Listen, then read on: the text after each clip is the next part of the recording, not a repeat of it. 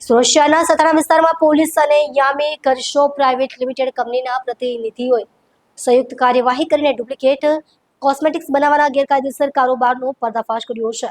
દરોડા દરમિયાન કંપનીના ટ્રેડમાર્ક અને લોગોનો દુરુપયોગ કરીને બનાવવામાં આવેલ સાબુ સહિતના ઉત્પાદનોનો અંદાજે 6,67,000નો મુદ્દામાલ જપ્ત કરવામાં આવ્યો.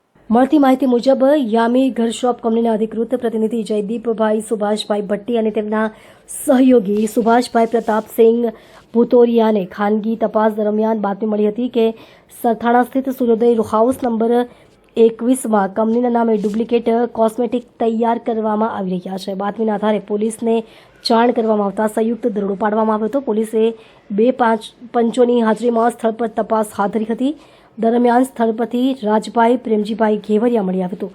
શરૂઆતમાં તેણે મળી આવેલી સામગ્રી પોતાની કંપની માઇડિયોક્સની હોવાનું જણાવ્યું હતું, પરંતુ વધુ તપાસ કરતા ઘર શોપ કંપનીના નામ અને બ્રાન્ડિંગ સાથે તૈયાર કરેલા ડુપ્લિકેટ ઉત્પાદનોનો મોટો જથ્થો મળી આવ્યો હતો.